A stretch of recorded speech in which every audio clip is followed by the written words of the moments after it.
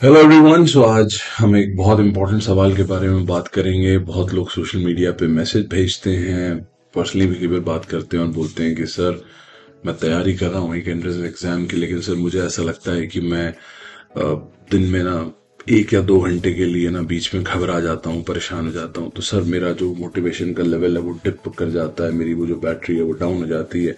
Sir कोई ऐसी technique बताइए या कोई ऐसा सिस्टम बताइए जो मैं अडॉप्ट कर लूँ और उसके बाद मैं 24 घंटे के लिए मोटिवेटेड रहूँ।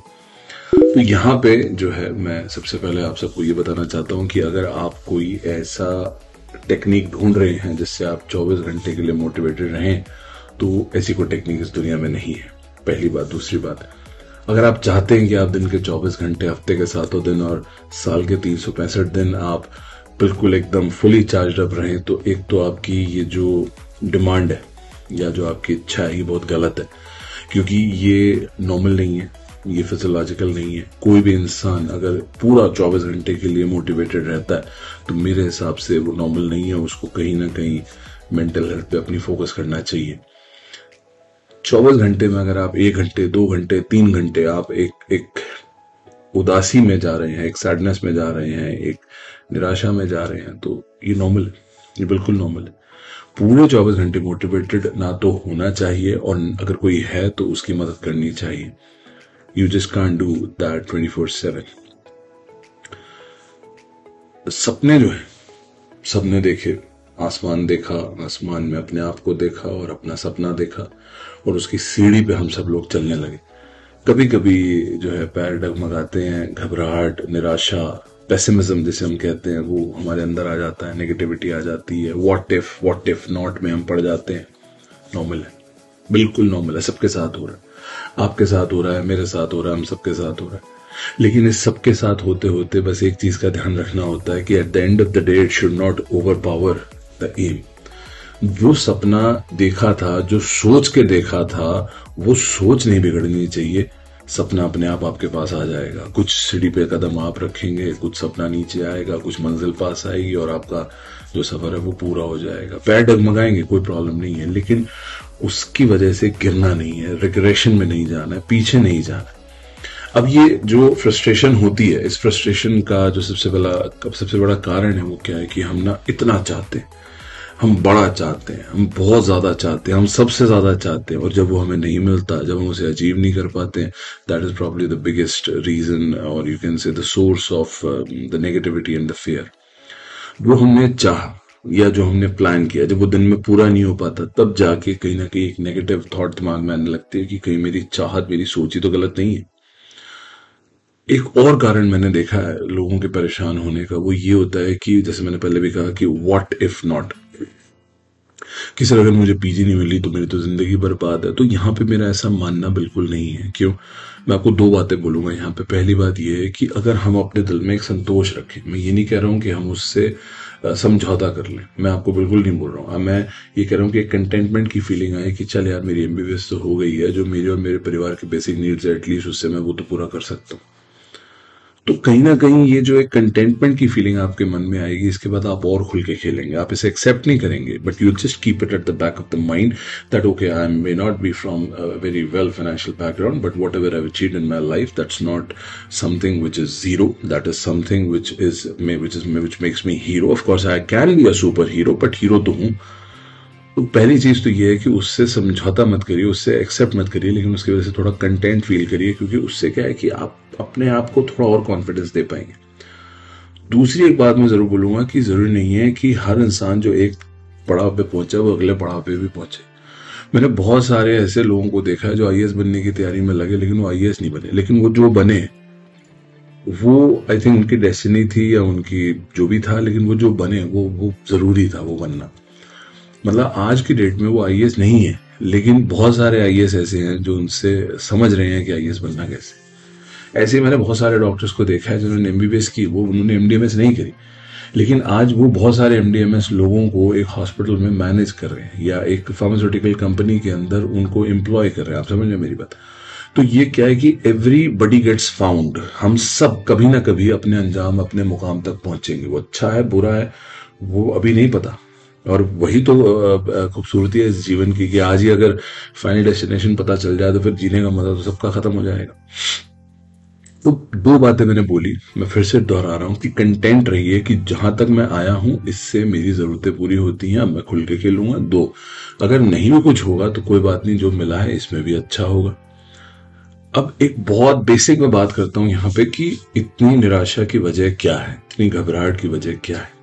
कंपेरेटिव एग्जाम है, जीवन में मुसीबतें हैं, सबको डर लगता है, मुझे भी लगता है, लेकिन उसका एक बहुत बड़ा कारण है कंपैरिजन। हम सब अपने को आसपास वालों से जो है कंपेयर कर रहे होते हैं।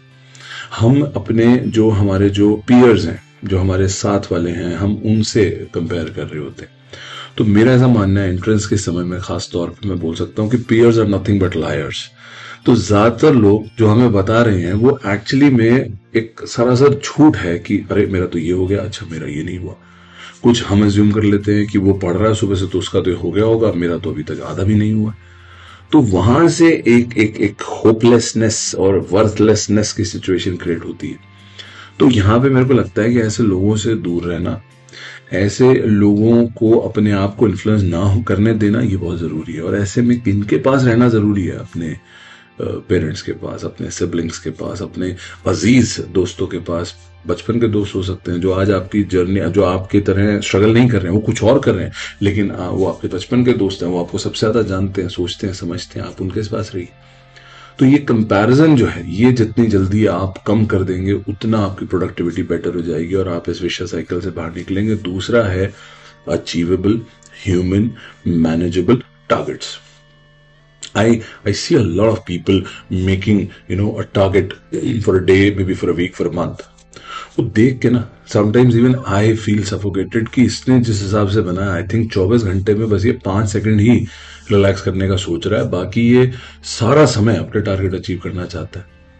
ये एक और बहुत बड़ा रीजन है कि हम परेशान हो जाते हैं और हम सोचते नहीं। हमें अगर एक टारगेट को अचीव करना है तो हमें छोटे कदम उठाने हैं, रोज उठाने हैं। तो short term goals, achievable goals, manageable goals, realistic goals, जिनको हम डेली बेसिस पे अगर फुलफिल करेंगे तो that will give us a feeling of victory on a daily basis, कि जो मैंने सुबह सोचा था आज वो हो गया, बहुत अच्छी बात है। कल सुबह एक नई जील के साथ उठा और वो जो मोटिवेशन मुझे अगले दिन के लिए मिला वो और बेहतर हो गया। तो ये बहुत जरूरी है कि अपने गोल्स पे आप काम करिए। 24 घंटे में 1 घंटा, 2 घंटा, 2.5 घंटा अपने लिए रखिए, अपनी गॉसिपिंग के लिए रखिए, अपनी चिट चैटिंग के लिए रखिए, अपने पेरेंट्स के लिए रखिए, उनके पास जाके बैठिए, अपने दोस्त से बात करिए।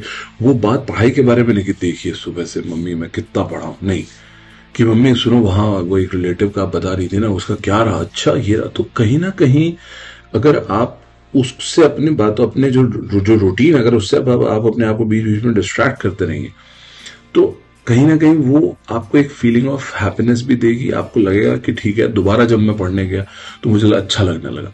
मैं आप पढ़ाई कर रहे हैं, आप 1 घंटे का ब्रेक लिया, आप उसमें भी पढ़ाई की बातें कर रहे हैं, फिर आप फिर पढ़ने गए, तो वो क्या मोनोटनी, वो यहां से यहां तक मोनोटनी जो है वो भर जाएगी, तो वो मुश्किल हो जाएगी। दूसरा, मुझे इसके अलावा एक और भी बहुत जरूरी बात लगती है यहाँ पे कि माइंड एंड मशीन, दो बड़ी इंपॉर्टेंट चीजें।